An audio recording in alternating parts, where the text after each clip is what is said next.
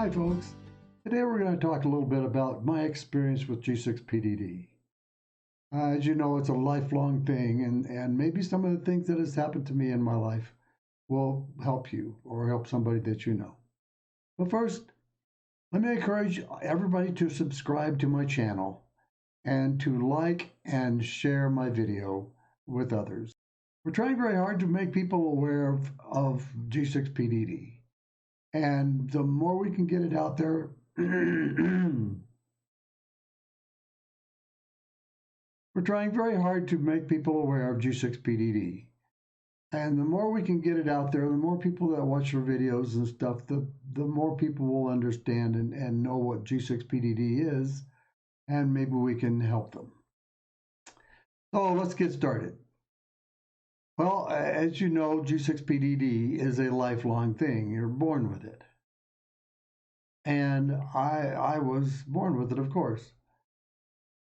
There were a lot of things that we didn't know about G6PDD back then. I was born in 1948, so that's 70 years ago, and we just didn't know a whole lot. My mother didn't know that she also had G6PDD, and we didn't know what to avoid. We didn't know how to take care of it. Well, as it turns out, my great-grandmother knew about a blood disease that's what she called it, that traveled in our family. Well, that blood disease turned out to be G6PDD. And so we knew a lot about it in a non-medical way. For example, we knew that if when somebody had a crisis, that they had to have a blood transfusion. We knew that people that were given iron died because they got too much iron. They got iron overload and they died. Well, also in our family, this blood disease, G6PDD, is very severe. And a lot of times we have a lot of trouble keeping our babies alive long enough for their body to kind of adapt. Well, that's what happened to me. It was very difficult for my mom to deal with.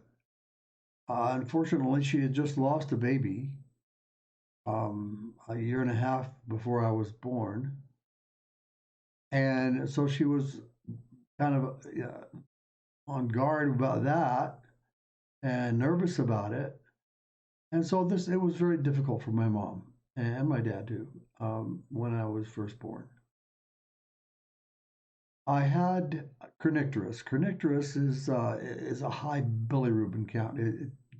Your skin turns yellow and your eyes turn yellow, and you start looking like a lemon. And again, that's what happened to me. Well, back then they didn't know how to deal with high bilirubin counts very well. And so they didn't get the bilirubin taken care of in time. And I experienced a mild form of brain damage. Basically, what it amounts to is I lost a lot of my hearing and my eyesight. That's pretty much all that happened. And anyway, mom was really upset, and she was took very good care of me because she was afraid that I would die. Well, life went on for quite a few years, and when I was 8, I had another crisis. Now, my mom and dad and I were in the car, and I told my mom that I didn't feel very good. And my mom turned around in the seat and pulled down my eyelid to look on the underneath side of my eyelid. Well, there wasn't much color in it at all. And mom turned to dad and said, Ray, get him to the hospital. Well, my dad made record time to the hospital. The hospital was about half an hour away, and he made it in 15 minutes. By the time I got there, 15 minutes, mind you, from I don't feel very good. 15 minutes later, I was white as a ghost. I couldn't walk. I didn't know what was going on. I was in a major crisis. My mother knew what to do. She jumped out of the car, and my dad jumped out of the car. Dad grabbed me, and Mom ran into the hospital. Found the first doctor she could find and told the doctor to give me blood. No, the doctor wasn't too hip on that. He wanted he wanted to do tests, and he didn't know anything about this blood disease. Um, and so my mom encouraged him rather forcefully. I think she grabbed him by the collar and told him to give me blood or I was going to die. Well, he did. He gave me one pint of blood, or one a unit of blood. I think they call it these days. And I was doing good. Um, I woke up. I knew what was going on. I everything was doing pretty good. Well, that wasn't. They took a lot of blood tests and stuff, and they found that my blood wasn't high enough. So they ended up giving me two more units of blood before it was all over. I was in the hospital about a week. Well, this was in 1956. Oddly enough, in 1956, a paper was published about G6PDD. It was the first paper about G6PDD. It named G6PDD. Only back then, I was required to memorize the following: familial, congenital, non-spherocytic hemolytic anemia, glucose 6 phosphate dehydrogenase deficiency. It took me a while to remember that, but I've never forgotten it. Now, all these years, I've never forgotten that phrase. Mom drilled it into my head. She, anytime that I went to the doctor or something, she wanted to make sure that that doctor knew what that was.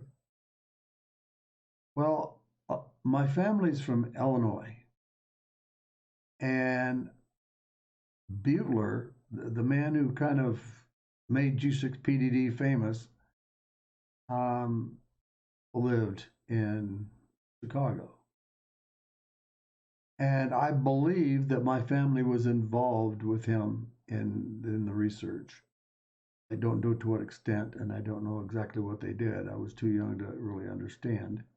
But my mom told me that there was this doctor that knew about my blood disease and that he had given him some material and all that kind of stuff, and that turned out to be an avoidal list of sorts, not nearly complete, but it was at least had a few items on it. It had a few drugs, malaria drugs, and sulfa drugs, and it had mothballs and fava beans. That was about it. Um, and so I followed that for many, many years. In fact, I followed it until about 12 years ago.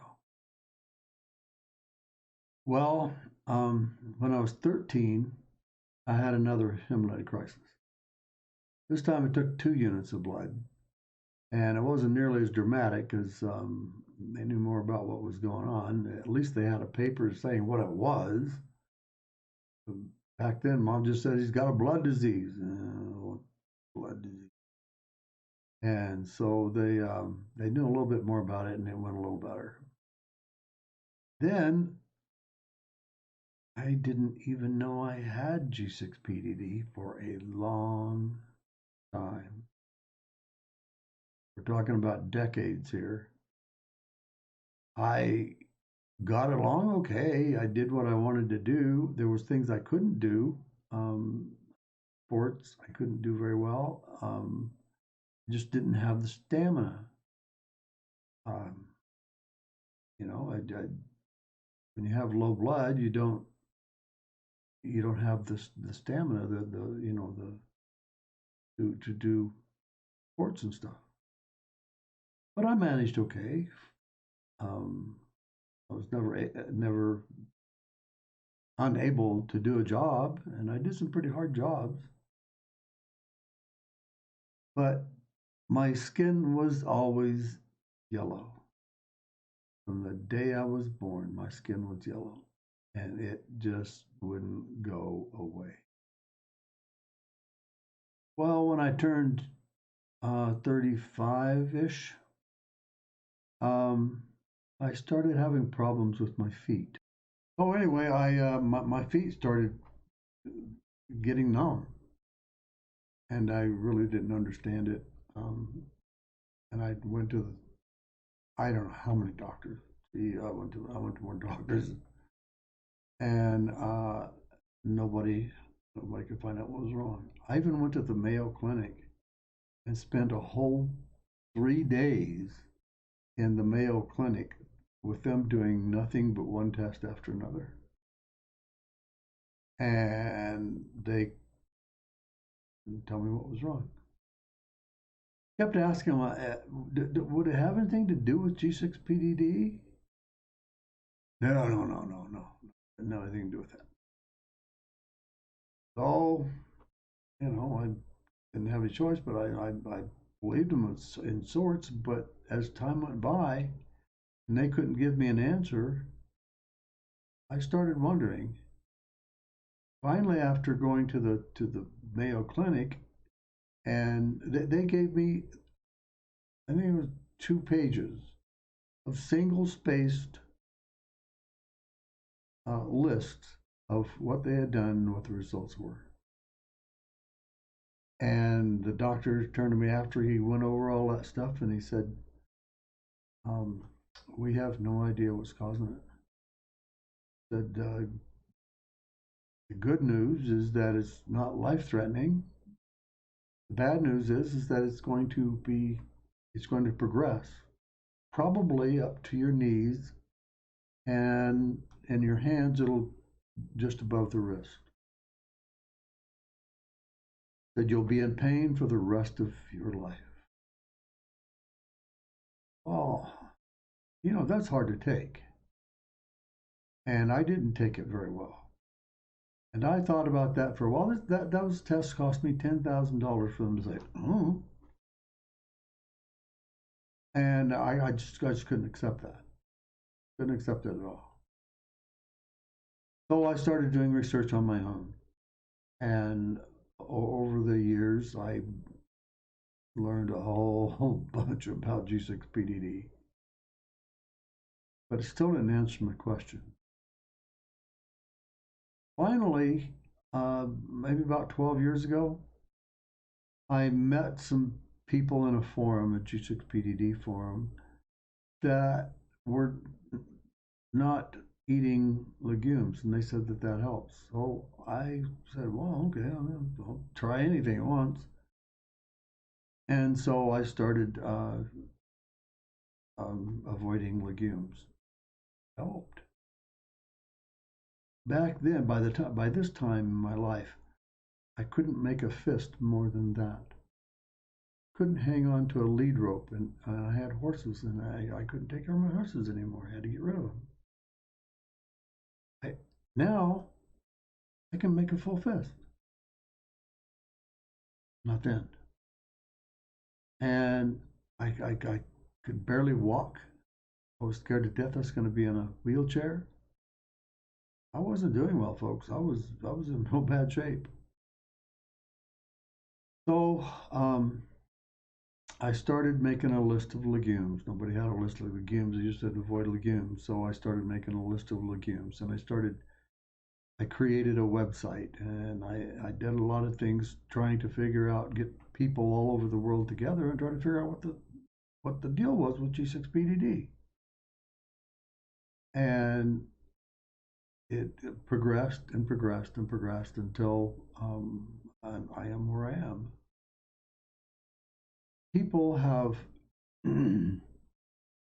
It's almost miraculous. People have gotten so much better very quickly, actually, when they stop eating legumes, start taking B vitamins and NAC, and things get a whole lot better for them. I've never had anybody it didn't work for. That had G6PDD, of course. And actually, even people without G6PDD, it can help them in other ways. They get to feeling better. They don't that not as dramatically as people with G6PDD, but they do improve. So that's where I am today. You know, I've my goal is to help people, to teach them what I learned, to make to save babies. That is a big one for me. I don't know how many people have contacted me asking me about their babies. Says the doctors can't fix my baby, and then he's got he's anemic, and then they can't make it go away. They can't make it get better. What do I do? And in every single case, I was able to help them, and that to me makes all of the pain and all of the trouble and everything that I've gone through worth it. Just one baby would make it worth it. I've also had the opposite happen.